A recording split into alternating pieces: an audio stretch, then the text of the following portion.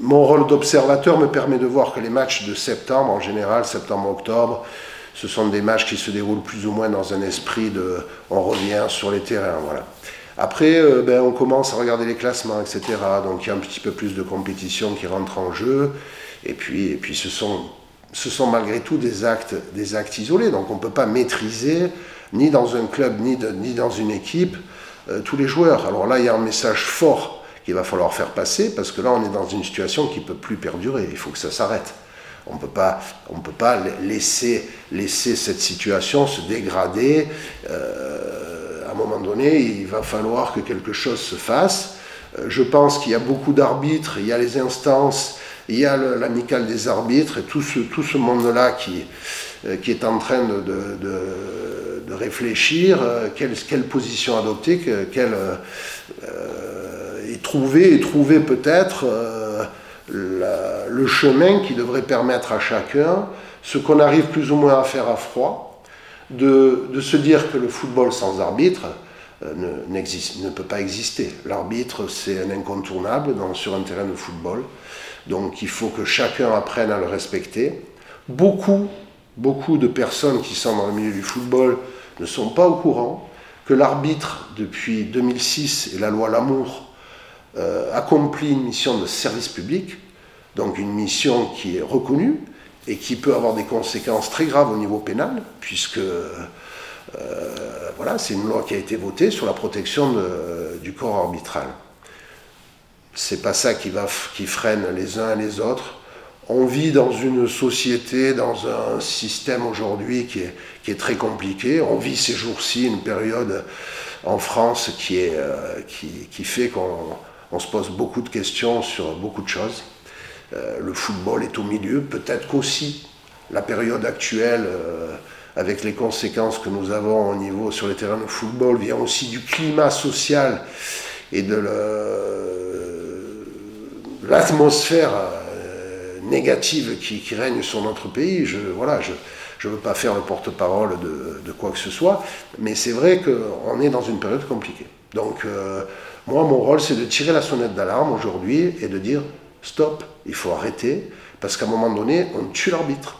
On tue l'arbitre, on est en train de freiner, malheureusement, le peu de courageux, notamment chez les jeunes. Venir à l'arbitrage à 13 ans, 14 ans, c'est vraiment faire preuve de courage.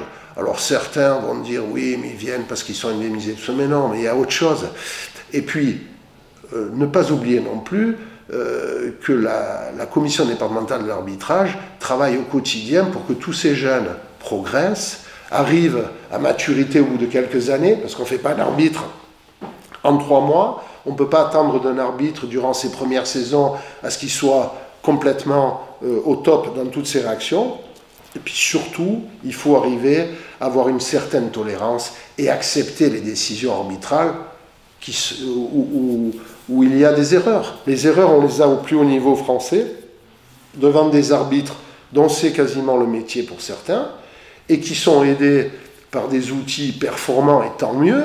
En amateur, on est aidé par rien du tout, donc on fait comme on peut, et cette tolérance zéro, il faut qu'elle disparaisse. Il faut absolument que dans les clubs, tous ceux qui ont un rôle à jouer auprès des gamins notamment, leur apprennent que arbitrer c'est difficile, leur proposent le sifflet lors des matchs entre gamins ou lors des tournois, de façon à ce qu'ils touchent du doigt la difficulté qu'est l'arbitrage. L'arbitrage c'est très difficile, c'est formateur, ça aide nos jeunes, mais ça les décourage facilement. Et il faut que vous sachiez aussi, que chacun le sache, que la fidélisation dans l'arbitrage c'est quelque chose de très compliqué. Et tous les ans, on perd entre 30 et 40 jeunes qu'on a formés pendant souvent 1, 2, 3 saisons et qui à un moment donné préfèrent tirer leur révérence parce que ça devient trop compliqué à gérer, à subir, etc. Parce qu'il n'y a pas que les violences physiques, les violences verbales, etc.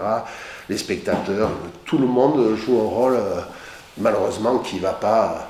je ne vais pas dire qu'il n'y a que des gens qui sont contre les arbitres, mais disons que quand on va dans les tribunes des stades, dès qu'il y a la moindre erreur d'arbitrage, on ne va pas se voiler la face, l'arbitre se trompe, ça a toujours existé. Et comme disait Jean-Luc Ettori à une certaine époque, l'arbitre fait partie du jeu, donc acceptons qu'il se trompe. Un joueur qui se trompe, on lui trouvera toujours des excuses. Un arbitre, non. Alors les arbitres le savent.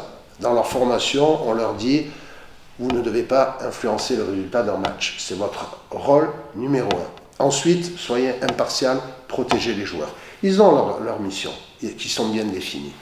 Après, la difficulté, c'est d'arriver à être serein, de passer au-dessus de toutes les réactions qui sont sur un terrain de football. Et ça, c'est difficile et ça ne peut pas se faire en quelques semaines. Voilà. Je ne veux pas faire d'amalgame, mais aujourd'hui, cette saison notamment, on dira qu'on a un contingent de candidats arbitres modeste. C'est-à-dire qu'on a moins de candidats que les saisons passées. Alors, qu'est-ce qui explique tout ça? Peut-être au niveau des médias, on a sensibilisé au maximum, on a mis en avant les difficultés, les arbitres agressés, etc. Eh bien oui, ça refroidit certainement les jeunes dont les parents n'ont pas envie qu'ils aillent en découdre sur les terrains de football en portant un maillot noir d'arbitre, quoi. Donc ça peut expliquer certaines choses. Après, nous, on continue à travailler auprès des scolaires en UNSS, on continue à travailler auprès des étudiants aussi du domaine universitaire. Et puis, on essaie aussi de sensibiliser les clubs pour qu'ils nous envoient des jeunes qui sont plus ou moins prédisposés à l'arbitrage. Je ne vais pas dire mauvais au football, hein, parce que Gilles Vessière est un très bon joueur de football. Hein, et ça fait certainement un des meilleurs arbitres français de tous les temps, quoi. Voilà. Claude Colombo joue au football aussi. On est beaucoup d'arbitres qui ont un niveau élevé. Mathieu Verny, c'était un très bon footballeur. Voilà, je veux dire, Ahmed Taleb également, qui sont aujourd'hui nos locomotives en Côte d'Azur, parce qu'il faut quand même positiver en se disant que, eh bien, on travaille quand même pas si mal que ça, puisqu'aujourd'hui on a deux jeunes qui ont moins de 25 ans, Mathieu Vernis qui est en national depuis la saison passée, et Ahmed Taleb qui vient, grâce à la mise en place par Eric Borghini d'une passerelle à l'intersaison, qui vient de rejoindre le groupe des F3, c'est-à-dire que Ahmed Taleb va arbitrer en national. Et voilà, donc c'est une grande fierté pour notre district. On a 3 JAF en Côte d'Azur, on a 3 JAF en Méditerranée, donc les 3 JAF sont chez nous. On a un candidat JAF à venir sur 2. On a 10 jeunes ligues sur un effectif de 30-35 jeunes ligues en Méditerranée. Donc on a pratiquement un tiers de l'effectif. Donc on a quand même des résultats qui sont de qualité. La difficulté, c'est d'arriver à persévérer et à permettre à tous les arbitres, tous les jeunes, d'exercer cette passion qu'est l'arbitrage, de façon cohérente et en les aidant au maximum. Donc on fait pas mal de stages, de pratiques, on va sur les terrains, on leur fait travailler les placements, etc., la gestion de match, voilà. Donc on est toujours proche, mais malgré tout, bon, cette année c'est une saison qui s'annonce, bon, on verra les résultats puisqu'on est en plein dans les examens, on fera également un examen, on va faire une formation accélérée dans la deuxième partie du mois de décembre, pour qu'en janvier, on puisse encore apporter quelques jeunes à l'arbitrage, ce qui permettrait de couvrir tous les matchs. Parce que bon, ce qu'il faut savoir aussi, c'est qu'en U12, U13, dans des catégories où il n'y a pas de championnat en théorie, nous fournissons en gros 92 arbitres tous les samedis, ce qui n'est pas une mince affaire. Et si j'ai bien compris, en Provence par exemple, il n'y a pas d'arbitre en U12, U13. Et là, j'ai même fait l'effort avec mon équipe pour arriver à fournir des arbitres en catégorie D5 senior. Donc on fait beaucoup pour aider les clubs, pour que les clubs puissent avoir une équité, jouer des matchs de football en toute impartialité. Donc ça, il faut qu'en retour, les clubs nous donnent la main pour lutter contre cette violence gratuite qui n'apporte rien du tout. C'est réconfortant quelque part de voir que tout le monde est bien conscient que ces catastrophes ne sont pas prévues dans le programme des clubs, bien évidemment, et qu'on fait tout pour éradiquer cette violence et pour arriver à ce qu'on puisse avoir de moins en moins d'actes de violence. Ceci étant, on a connu des années beaucoup plus compliquées. Donc malheureusement, le football entraîne derrière lui des moments de joie et des moments de peine. Donc là, on est plutôt dans la peine de voir que certains de nos arbitres ne sont pas respectés dans une fonction qui est courageuse, qui est méritante et où il n'y a pas vraiment de tolérance et d'accepter qu'un arbitre puisse ne pas être parfait pendant 90 minutes, quoi.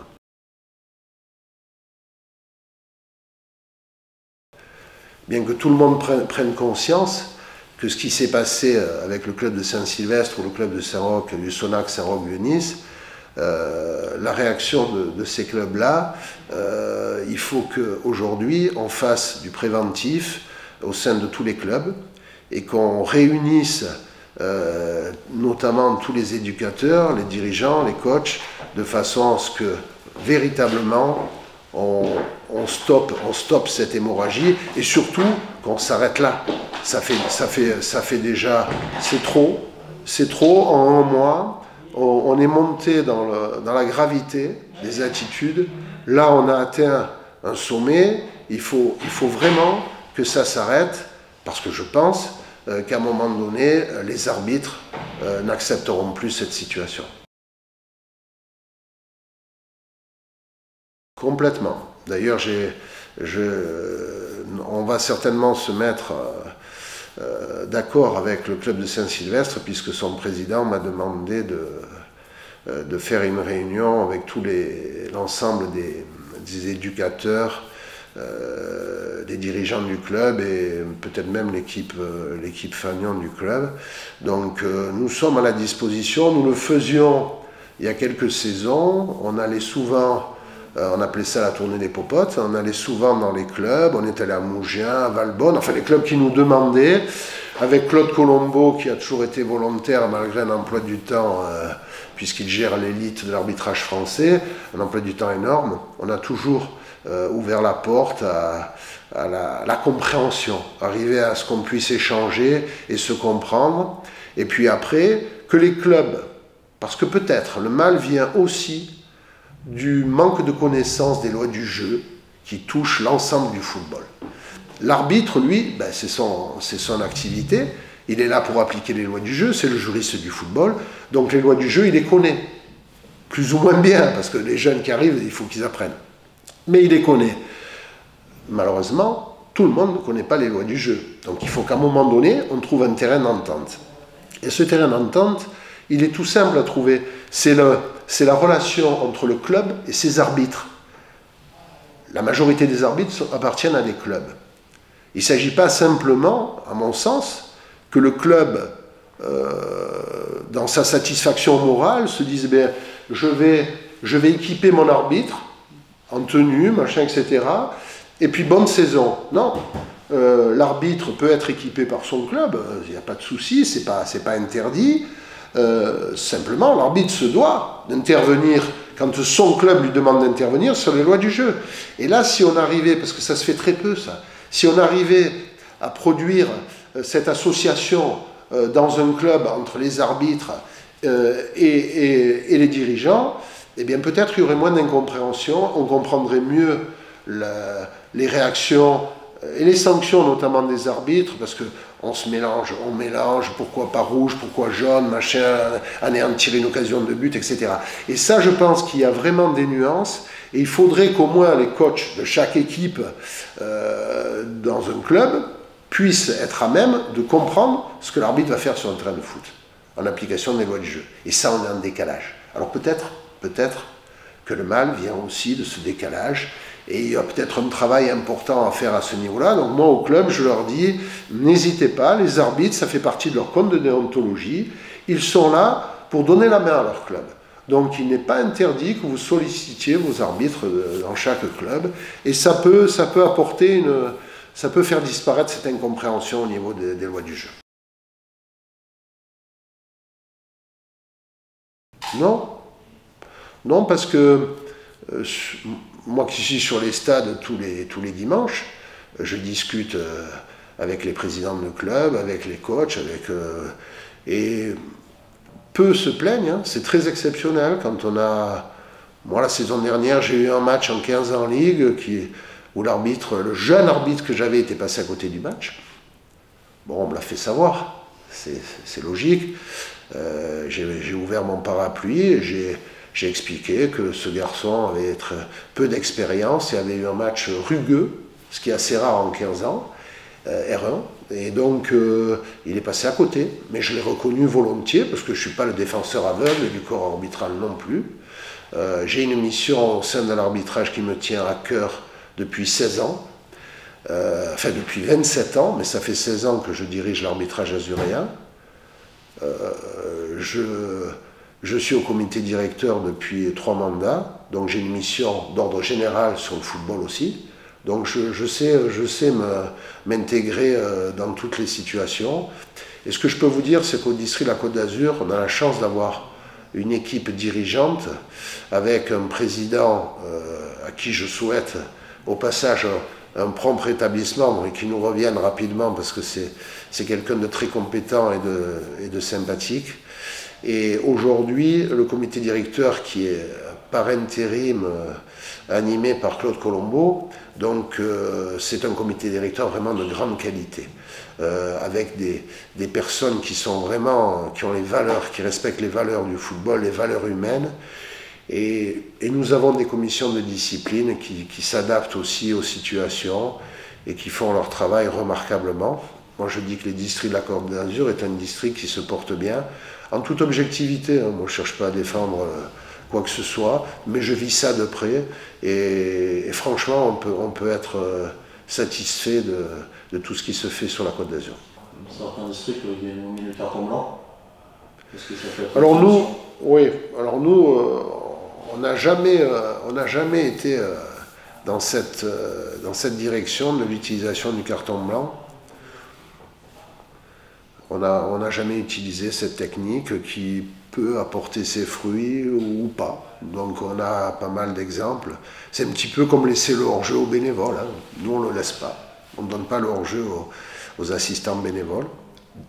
Déjà en majorité pour les protéger, parce qu'ils ne sont pas censés, même s'ils deviennent arbitres officiels, à partir du moment où ils sont sur la feuille de match et où ils font la touche.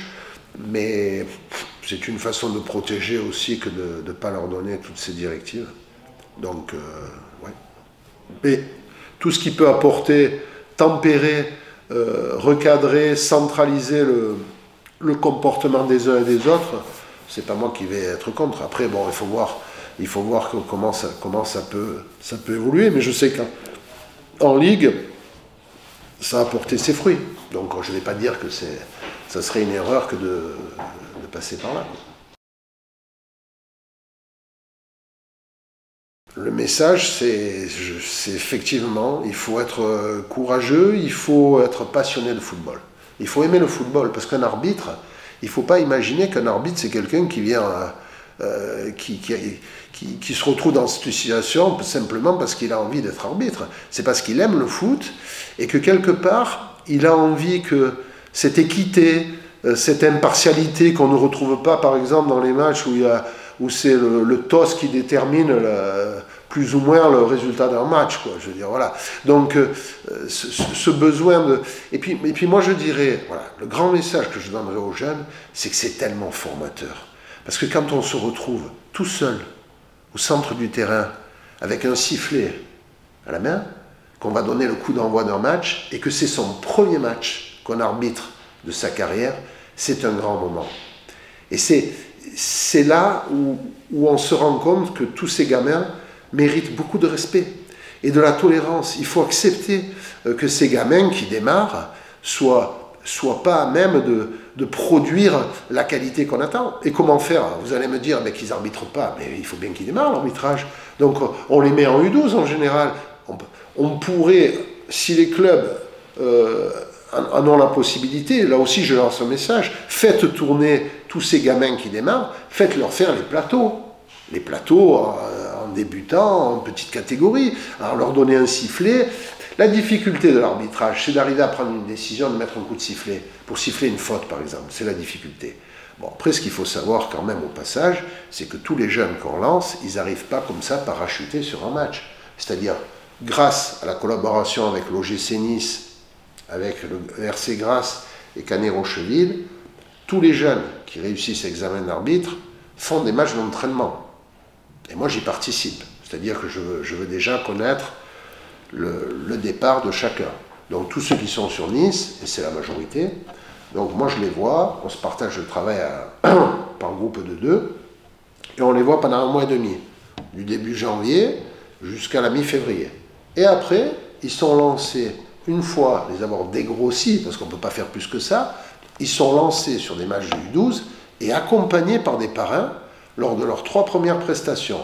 Donc ça doit leur donner déjà, non pas une technique d'arbitrage, parce qu'il faut du temps pour avoir la technique d'arbitrage, mais leur donner un petit peu de confiance et de sérénité. Ça, c'est important, et ça, ce sont des facteurs importants. Mais surtout, les jeunes qui se lancent dans cet avenir de devenir arbitre, c'est vraiment valeureux de leur part, c'est formateur, ça leur donnera dans leurs études, dans leur prise de responsabilité, quelque chose de plus que le simple joueur lambda qui, lui, va simplement taper dans un ballon et faire ce qu'il a à faire. Voilà.